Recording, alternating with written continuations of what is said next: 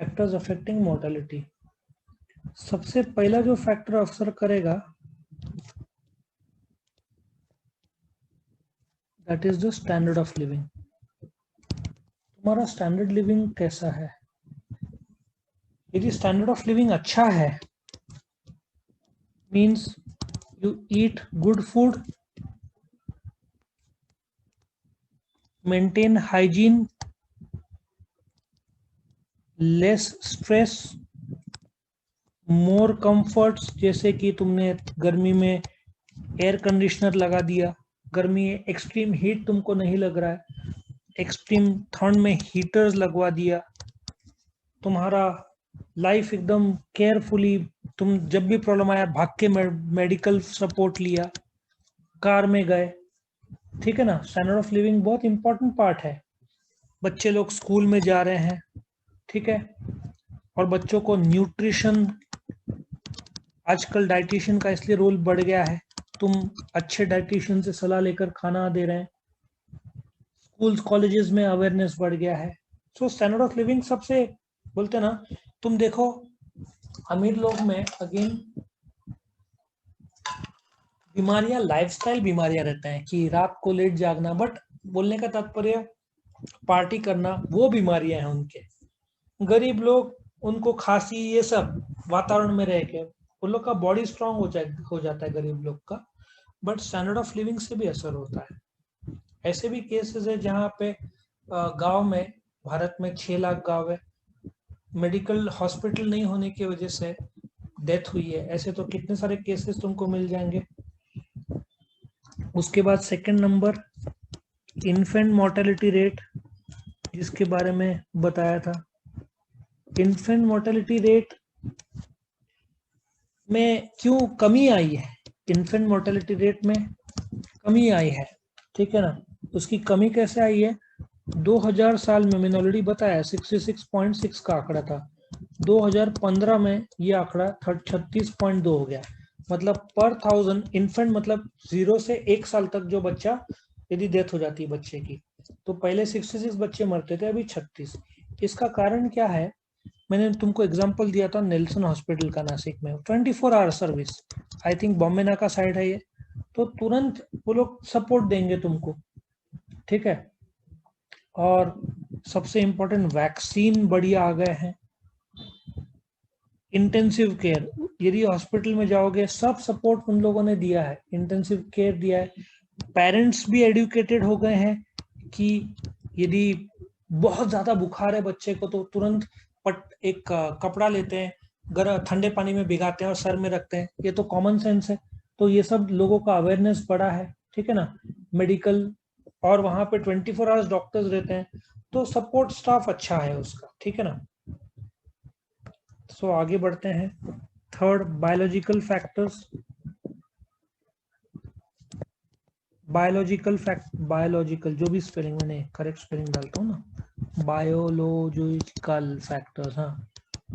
Biological factors, एक internal factors, एक external factors with in the वूम, जो माता जी, माँ के अंदर पेट में रहता है वूम। कुछ सोसाइटी के फैक्टर्स है बाहर के, ये एक्सटर्नल हो गया, ये इंटरनल हो गया। ये सारे फैक्टर्स देखे जाते हैं, ये सब चीजें असर करेंगे internally inside the वूम। Culture, environment, यदि तुम फैक्ट्री के नजदीक रहते हो तो तुम्हारा फैक्ट्री के नजदीक तो मोर्टेलिटी बहुत जल्द होगा, क्योंकि धुआं, पोल्यूशन।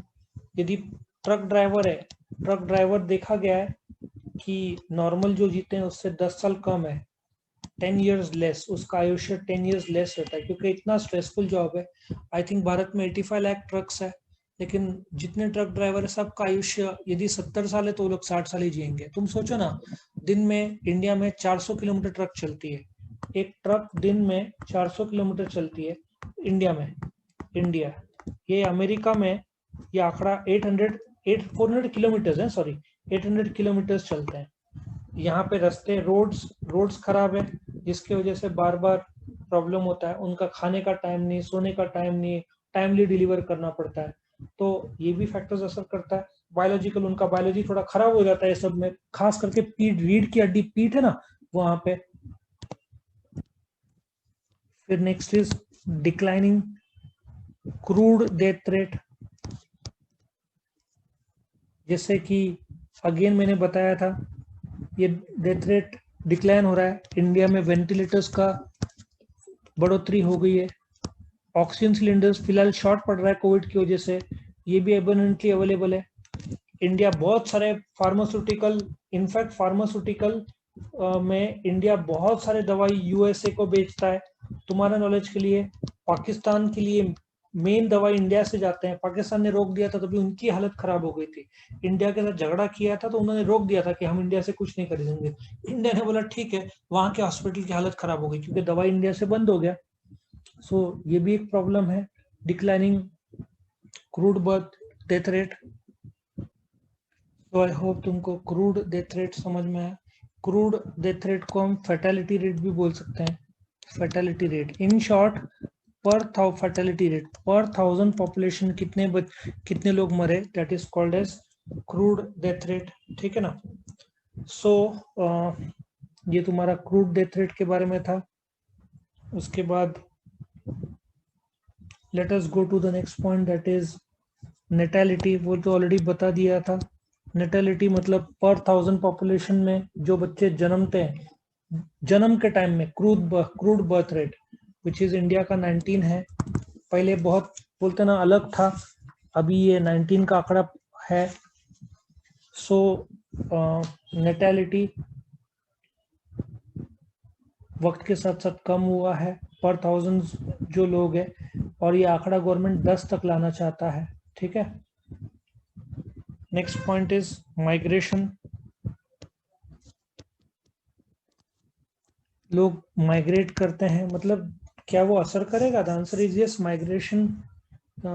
एक सेकंड, यहाँ मुझे लगता है यहाँ तक ही ये था।